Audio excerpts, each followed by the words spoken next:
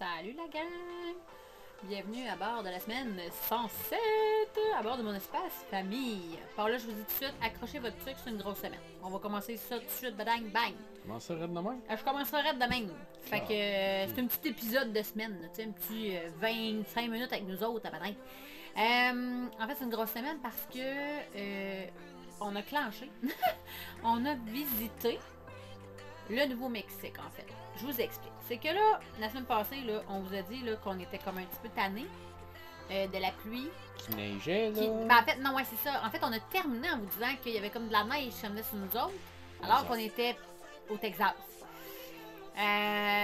Donc, vous comprendrez que là, on a fait bon, ben là, ça va faire le niaisage. Et comme des faits, quand on s'est levé le lendemain matin de la neige du soir, ben, il y avait vraiment neigé et on a vraiment bien fait d'arrêter avant. Ouais, où ce qu'on était arrêté, nous autres, c'était correct, Ouais. mais ça n'a pas été trop long sur la route qu'on a vue. On a mis En des fait, petits bouts, là. Il y en a eu assez pour se beurrer de la tête aux pieds de Sky puis de la tête aux pieds de la minivan. Puis, On a sali le setup là, tel un hiver du Québec. Voilà. puis c'est le problème aussi, c'est pas tant qu'on veut pas rouler dans la neige, ça, à la limite, on s'en fout. C'est juste que les gens ici Sont ne moins savent habitués. pas comment conduire dans la neige, de un, de deux. Il n'y a pas l'équipement non plus. Là. Ils n'ont pas d'équipement, fait on se met En danger, dans le fond, par ce fait-là. Et c'est de la grosse neige collante souvent, qui fait de la belle slush, qui fait de la belle glace. Bref, on a décidé que ça ne tentait pas de vivre ça, puis on était bien contents de notre décision. Donc, on a quitté le Texas au début de la semaine pour vraiment faire notre première rentrée au Nouveau-Mexique. C'est-à-dire que c'est la première fois de notre vie, nous, qu'on vient dans l'État du Nouveau-Mexique. Ouais. Donc, tout était que de découverte et que de découverte. Et Et que de découverte. C'est vraiment, en fait, très troublant parce que... on vient de rentrer dans une région aussi que le Bundaking, hein, il n'a pas de trou. Ah ouais, le bunducking, beaucoup plus facile. Bunducking étant faire dodo sans payer. Donc, puis là, pas nécessairement stationner au Walmart qu'on parle. Fait que nous autres, on est bien contents de regarder le spot de fou qu'on a, genre pour Sky, là, tu sais, on est seul au monde, dans un espace génial, à travers des cactus, à travers les serpents et ben, moi je suis bien contente à travers les vaches du sauvage, donc à travers les filles! Donc pour nous c'est bien le fun. Puis on était tout près aussi de White City, qui est un petit ancien petit village, je te dirais, touristique. Donc on voit que ça a déjà été gros. On voit que la principale activité de la grotte fait vivre comme tout ce qui est alentour, en fait, là encore. Tu sais, ça fait survivre, en fait, ce qui est alentour. Ouais. Mais nous, on a aimé ça, découvrir cette petite place-là. Et, On voulait aller faire les grottes, mais Ouais. il y avait trop de neige encore. Fait qu'on était obligé de patienter pendant 2 jours. en fait, c'était drôle parce que Fait que là, on est allé faire un tour à Carlsbad. En fait, ce qui est drôle, c'est que, tu sais, pour nous, on comprenait comme pas trop vraiment pourquoi la grotte, tu sais, ça prenait autant de temps avant que l'ouverture naturelle soit réouverte, pardon. Puis ça, ce qui est le défi aussi d'avancer de plus en plus comme ça dans des étapes, d'en voir de plus en plus, c'est de trouver des choses différentes, comme je disais la semaine passée. Donc, on est allé voir, oui, vous accrochez bien votre truc, un zoo. Donc, le zoo de Carlsbad, en fait, qui présentait autant les animaux Que les plantes. que les plantes. Fait que là, pour nous, tout le monde était comblé de bonheur. On avait Dominique qui était réjoui parce que là, il pouvait voir les vraies plantes, dans le fond, d'ici. Et les minis qui tripent sur les animaux. Et ça nous permet aussi de voir des animaux que des fois sont plus durs à voir dans la nature, malheureusement. Donc, et on a été gâtés, là. On a été vraiment gâtés. Ah oui. Parce que les cougars et les lynx, étant donné qu'il faisait beaucoup moins chaud, là, ils bougeaient, ils jouaient. On a trippé notre vie. On a eu la chance aussi de voir un Roadrunner, l'oiseau emblématique du Nouveau-Mexique, qui est un immense oiseau qui court immensément vite. Donc, ça nous a permis de vraiment voir, comprendre. Immense. Ben, quand même, il est gros l'oiseau, là. Oui. Mais non, mais. C'est une corneille, là. Une vraie Mais corneille, c'est là. juste Pas qu'il court. une petite corneille du Québec là, qui parle. Une vraie grosse corneille, là, c'est énorme. C'est juste qu'il court vite, puis il attrape des petits lézards. C'est un oiseau carnivore. Ouais, c'est un drôle d'oiseau, en fait. Dominique a eu la chance aussi d'aller dans une serre, mais tu sais, une vraie serre. Pas la serre du Jardin botanique à Montréal, là. Une serre de cactus. Il fait chaud. Ah, il faisait chaud, là. C'était vraiment pour nous, là. C'était, en tout cas, moi et Alexandre, on manquait d'air. Il a vraiment fallu, moi, je me parle là, pour faire comme non, Vicky, il y a de l'oxygène, il fait vraiment très chaud et très humide comme ça. Donc, Dom était bien content. Lui commençait à être bien. Il commençait à dégeler. On a eu la chance aussi encore d'être dans les cultures de coton, tout ça, et de voir les grosses belles de coton, mais aussi les camions qui ramassaient le coton, puis comme vraiment le gros bucket versé. Donc, notre semaine, en fait, est plein d'activités du Nouveau-Mexique. Ceux qui l'ont vu en story, on s'est gâtés, mais solidement, avec les 10 piastres, 50 livres d'orange. 50 livres d'orange, 5 avocats, un sac de pamplemousse pour 10 Non, 20 piastres. 20 piastres, pardon, excuse-moi. Mais juste les oranges, 50 livres pour 10 piastres. On Essayez de battre ça. On a eu pour un bon quasi 2 semaines à se bourrer la face dans des beaux jus frais du matin. Donc, c'est ça, tu sais, on avait un petit peu l'impression d'être dans les Badlands de la près de la Colombie-Britannique, Ouais, en fait. Alberta, En Alberta, tout ça. Saskatchewan. Ouais, on cherche le nom du musée qu'on avait été voir là-bas. Drumheller. Près de Drumheller, là. On avait l'impression de retrouver un peu cet environnement-là. Ce que vous voyez là, c'est la maquette de la grotte. Donc, ce que vous voyez présentement, c'est la grotte de Carlsbad, qui est une grotte avec une ouverture naturelle. Donc ça, c'est le trou. Et là, on descend et on descend et on descend. Écoutez, là, plein de gens vont peut-être commenter, vont faire « Ah oui, moi aussi, je suis allée voir des grottes, ah oui! » Nous autres, on avait déjà fait une grotte, là. Mais faites juste reculer la vidéo un peu, là, puis regardez à quel point la maquette, elle est énorme. C'était, écoute, hallucinant. C'était fou, là. Cette grotte-là, de mémoire, là, tous les conduits qui ont été explorés, tout ça, là, il y en a pour 126 000 de long. Puis ils n'ont même pas fini encore d'explorer. On a descendu jusqu'à 700 pieds de profondeur sous la terre. On y a passé 5 heures. On y a marché plus de 10 000 pas dans la grotte avec les enfants. Et pour vous dire, on a passé tout droit du dîner carrément. On était là à l'ouverture le matin, il n'y a pas à dire. Là. Et là, quand on a vu l'ampleur aussi de la descente, de la grosseur de l'ouverture, ben là, on a compris pourquoi on a dû patienter aussi longtemps. Premièrement, l'ouverture n'est pas nécessairement franc soleil. Deuxièmement, ça descend sur un moyen temps. Donc, tu sais, ça a beau être une descente, c'est pas des escaliers, c'est vraiment une descente que, mettons, je pourrais descendre avec une chaise roulante, là, ça se ferait. Quelqu'un d'extrême le fait en chaise roulante. Non, mais ce que je veux dire, c'est que c'est vraiment une descente, tu sais, en pente. On se demandera pas pourquoi il est assis dans une chaise roulante après, mais... Non, mais on s'est fait des jambes, là. On a travaillé nos cuisses et nos mollets en masse. Il y a un ascenseur pour remonter. Ceux qui s'inquiètent, qui voulaient mettre ça dans leur bucket list. Oui, parce que remonter, c'est tout un exercice, là. C'est digne d'un champion solidement, là. Donc, mais écoutez, ça a été en fait 5 heures consécutives de voyons donc, on en revenait juste pas à quel point c'est beau, c'est gros, le plafond est tellement haut aussi à certains endroits que c'est plus gros que nature. Ouais. Je vous le recommande pas un peu, je vous le recommande excessivement fortement. Si vous passez par là, ça vaut le détour. Puis le pire, c'est que c'est même pas cher. Non, vraiment pas. En plus, ça fait partie des parcs nationaux en plus. Donc, si vous la avez passe. la passe, c'est compris dedans sans problème. Du moins, la visite de base. Si là, vous voulez avoir un expert avec vous, puis aller faire d'autres randonnées parce que c'était possible. C'est en extra, mais... Oui, c'est ça, il faut le payer en extra. Même le prix de base, je pense que c'est comme 15$ par adulte. Ça vaut, en tout cas, ça le vaut largement. Oh, oui. Vraiment une beauté de la nature, là, incroyable, incroyable. Et j'étais comme un peu triste, par contre, parce que là, nous, on était là... dans le fond, ça, c'est la semaine... au mois de novembre, ça? Non, on n'est pas là? Ben oui, au mois de novembre, certain. Dernière de novembre. Dernière de novembre. Et lorsqu'on y est, mettons, jusqu'au mois d'octobre, c'est possible. Vous avez vu l'espèce de spectacle, là, d'auditorium au début, là, il y avait comme des estrades. Des estrades où on pouvait s'asseoir à l'extérieur.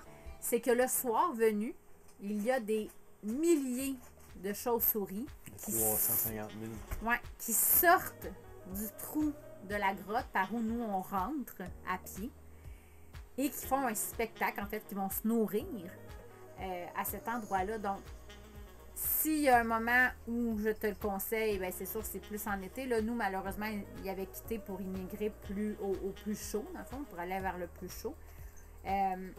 Mais écoutez, c'est incroyable. Même le musée aussi, là, on a fait l'espèce de musée présentatoire où les gars ont fait leur cahier de Ranger Park. Là. Junior Ranger. Junior Ranger Park. Le musée est incroyable. Il y avait des vidéos aussi explicatives qui sont vraiment... Justement, ils parlaient des chauves-souris. Donc, une chance, il y avait cette vidéo-là où on a pu faire comme... Aïe, aïe, c'est bien hot. Pour vous dire, repassez par là. Je ferai le détour pour aller voir la présentation des chauves-souris. Tellement que c'est important. C'est majeur, tellement c'est différent, tellement que c'est grandiose. Donc, sachez-le, mais... C'est dommage parce que, tu sais, moi, par exemple, on a travaillé très, très fort. En fait, Alexandre, principalement, avec son téléphone, on a travaillé très fort à capter les images, même s'il faisait noir. Mais voilà. Et là, bien sûr, on a fui la pluie et on a fui la neige.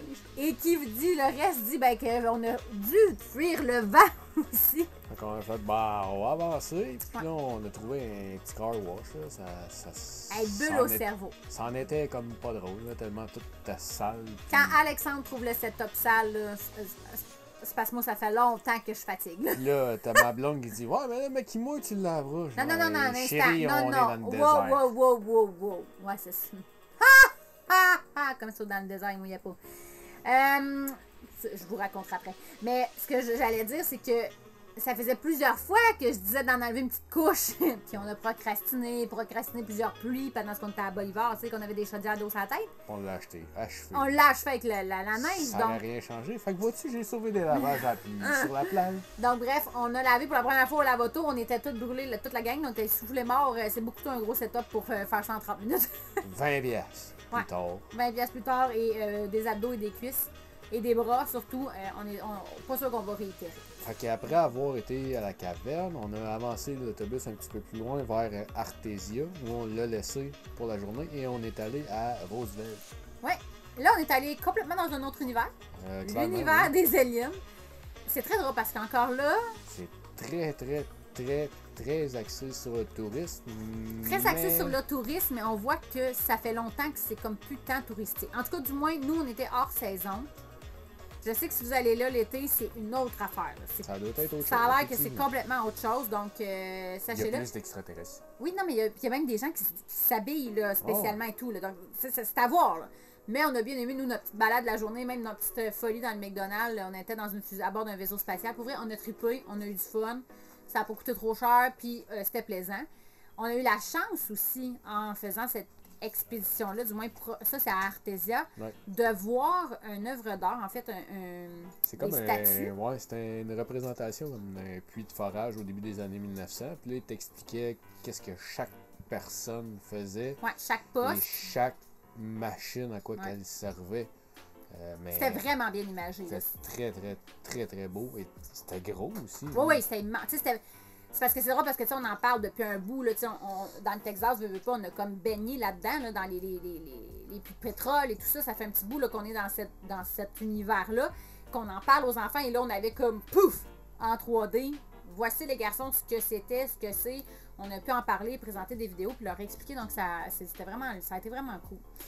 Suite à ça, par notre choix de chemin, on a passé... pour passer devant, dans le fond, le Forest, la Lincoln Forest National. Ouais, puis comme au travers des montagnes. Au travers des montagnes.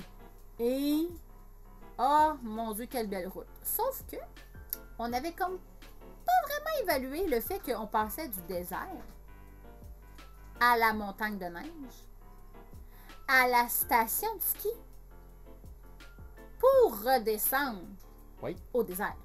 En embarquant sur ce chemin-là, il s'était marqué 65 pieds maximum. Je fais, yes, 63, on en a 2 en stock. Un peu plus loin, c'était marqué 11 tonnes et plus, interdit s'il n'y a pas de frein moteur. Donc, parfait, on en a un. Ce que j'avais pas compris, c'est qu'on montait pendant une trentaine de milles, mettons. Pour gagner 4500 pieds d'altitude. Fait que là, on s'est ramassé en face d'une station de ski. Pour vrai, là, les enfants auraient pu aller glisser si on avait eu des luges. Là. Ouais. Sincèrement, c'était fou. Là. Puis, pas longtemps après la station de ski, il y avait une belle petite pancarte. Puis ça disait, vous allez perdre 4500 pieds en 16 000. Ça fait 6% de pente. Fait qu'on s'est fait trotter tranquillement en descendant pour arriver À une vue à une vue juste extraordinaire malade. après le tunnel. C'était fou, là. On se demandait au loin, voyons, c'est quoi ça, tu sais, c'est... Ben, On avait... sur la caméra, on le voit pas parce que c'est vraiment trop loin. Voyons, des nuages pour... Vous le voyez au fond, là, regardez comme faux, là, en ce moment, vous le voyez, là, il y a comme... On pensait que c'était comme un peu de la neige dans les montagnes, là, au fond, là-bas, pour se rendre compte que... C'était les dunes de sable. Les grandes et grosses dunes de sable de White Sand. Tu sais, on en avait vu, nous autres, quand on a traversé le Canada, Alexandre avait trouvé des dunes de sable en Saskatchewan. Et donc, vivre ça, cette expérience-là, on l'avait comme déjà vu. Mais là, c'était multiplié par je ne sais pas combien de plus de pieds carrés. C'était hallucinant comment c'est gros. Sérieusement, c'est à voir. Le sable, bien, vous le voyez sur les images, c'est tellement beige pâle que ça a l'air blanc. Ben, c'est de la farine. C'est de la aussi. petite farine. En fait, c'est de la poussière de gyps. Là. Fait que ça vous dit à quel point c'est blanc, puis c'est ça. C'est de la micro-poussière. On a eu la chance, il y a 2 bons Samaritains qu'à notre arrivée, nous ont demandé est-ce que vous êtes allés dans les dunes? Là, moi, je suis comme non, on n'est pas allé encore, puis je comprenais pas trop. Et ils nous ont donné les 2 traîneaux avec la coque de cire. Bon, vous comprendrez que venant du Québec, glisser sur le sable n'est pas le même trip que glisser sur la neige. Je vous le confirme tout de suite. Ben, ça fait à peu près la même affaire. Tu sais, quand tu glisses puis tu arrives dans la rue tu pognes l'asphalte. Ouais, bon, ben, c'est juste l'asphalte. C'est cool, les enfants, pour vrai, ils ont eu du fun. Ils ont ramassé en masse de sable dans leur poche, dans leur bobette, puis dans leur bas. Là, on a eu du fun. On avait une belle journée, mais même là, tu sais, il faisait chaud, mais pas assez chaud. Le sable était froid. En tout cas, c'est vraiment particulier. Mais on s'est amusé, on a eu du plaisir. Les enfants étaient contents. Mais tu sais, ceux qui traversent le Canada, ben dites-vous que les dunes en Saskatchewan qui coûtent absolument 0$ valent autant la peine que de vivre cette expérience-là. Ouais. C'est-à-dire que Alexandre était comme, ben ouais, il me semble que tu réagis comme pas. Puis j'étais comme, ben je l'ai déjà eu, de voir ça en vrai, tu sais. Donc... Vous voyez comment ça glisse bien? Sachez que si jamais vous allez à cet endroit-là, puis que c'est planifié dans votre itinéraire voyage, amenez-vous des tripes. Pas des tripes, des soucoupes, pardon. Des soucoupes et des pocs de cire. Des pocs de cire. Pourquoi? Parce que ça, c'est le côté négatif de cet endroit-là qu'on a trouvé. Ouais. C'est un parc national, donc l'entrée, si vous avez votre passe des parcs nationaux, c'est gratuit. Mais si vous voulez avoir la soucoupe, ils la vendent 25, et j'ai bien dit, ils la vendent, donc non-retour, 25$ US. Tu peux la ramener, ils vont te redonner 5$. Sinon, tu peux la louer pas la louer, mais l'acheter usagée à 20$ US. S'il y en a. S'il y en a. Fait que dans tous les sens du terme, moi, j'ai trouvé ça ce côté-là, je l'ai trouvé très négatif de ce parc-là. Ça, c'est la chose qui m'a comme... turn it off. Ouais, turn it off. Protéger la nature, mais on produit et on distribue à qui mieux mieux. Ouais. Ça, ce que vous voyez là, c'est vraiment un vrai. On en a vu 2 morts, des rattlesnakes. C'est pas juste la peau. Ouais, on en avait vu dans le zoo. On était contents parce qu'on a quand même vu, on a bien vu qu'est-ce que ça faisait comme son et tout ça. Mais on en a bien vu aussi morts dans le chemin, puis ça faisait pas 1000 ans. Fait que clairement, il était quand même actif dans notre secteur. Puis on a vu des vaches sauvages en masse. On était gâtés, on a fait dodo à travers elles. Moi, j'étais bien contente. On a fait aussi un petit retour dans le Texas cette semaine. Ouais, on a laissé l'autobus à Las Cruces, au Nouveau-Mexique, et on a fait la route pour aller jusqu'à El Paso. Parce qu'on ne l'avait pas fait, dans le fond, dans notre trajet. Puis, on en a entendu parler, tout ça, donc on a fait nos petites recherches. On a dit, ça va nous faire une petite visite, ça va être le fun, ça va être agréable, puis il fait beau. Ça valait pas tant la peine qu'on descende avec le bus là, parce qu'il faudrait repasser sur nos traces de toute manière. C'est ça, donc on a décidé de faire une expédition auto. Oh mon Dieu qu'on aimait ça. En fait, ce qu'on a le plus aimé, c'est qu'en s'en allant, on n'a comme pas réalisé, mais on a vraiment, à El Paso en fait, là, c'est comme, vous avez une gigoville, et en plein centre, il y a le mur de la frontière mexicaine. Et c'est vraiment ça, c'est un mur de clôture frostée. Plus, là. Ouais, mais je veux dire, on le voit, là, on voit à travers, c'est une clôture en métal qu'on voit très bien de l'autre côté. Et ça coupe au couteau. Tu as un côté où les maisons sont très Nouveau-Mexique, donc très brune, beige, cordée. Et de l'autre côté, tu vois les maisons multicolores. Écoutez, c'est dur à décrire, mais c'est vraiment, vraiment impressionnant. Et on l'a longé, le mur. On l'a vu d'en haut aussi. Il y a une route cynique où on peut bien voir. Ouais. Fait que tu le vois là, que c'est une gigaville qui est coupée au couteau en deux par la frontière. C'est vraiment particulier à voir. On s'est ramassé aussi en haut des montagnes. Il y avait un théâtre ouvert face aux montagnes dans un canyon absolument magnifique. J'ai beaucoup hésité à prendre un billet pour aller voir un spectacle. J'aurais vraiment aimé ça, vivre ça à scène ouverte comme ça doit être incroyable. On a vu aussi, on est allé dans le downtown, se promener, beau petit downtown, il y avait des festivités de Noël aussi, c'était vraiment cute, c'est le fun. Et sur le chemin du retour, on a arrêté au US Border Patrol Museum. Merci, vidéo d'arrivée à temps. Un beau musée gratuit, donc volontaire. Ouais. Tu laisses ce que tu veux. Et c'était génial en fait, parce que ça nous expliquait vraiment c'est quoi être le policier de la. Les douaniers, pas les douaniers, mais les policiers frontaliers, dans le fond, c'est quoi leur job? Ça nous a apporté plein de réponses. En plus qu'on avait vu le mur, là, ça devenait très, très, très, très, très concret, très clair pour les enfants, très bon pour ceux qui sont visuels. En tout cas, juste pour ça, nous, notre aller-retour a valu la peine.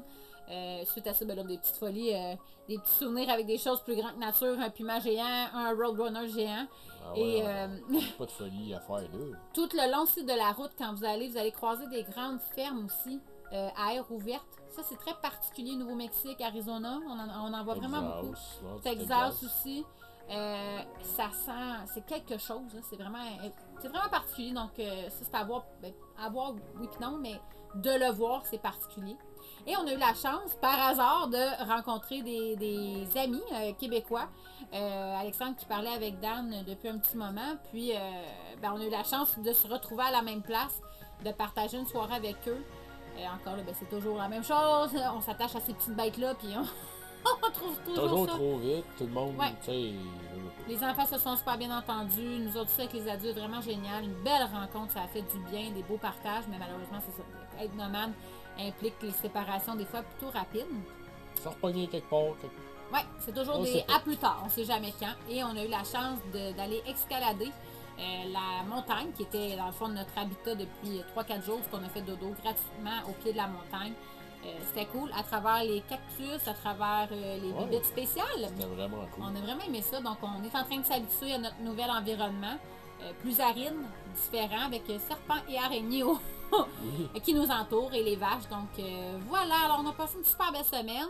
Une grosse semaine. Merci d'avoir été là jusqu'à la fin. Puis, on vous souhaite une super belle semaine. Puis on se voit la semaine prochaine. Ciao!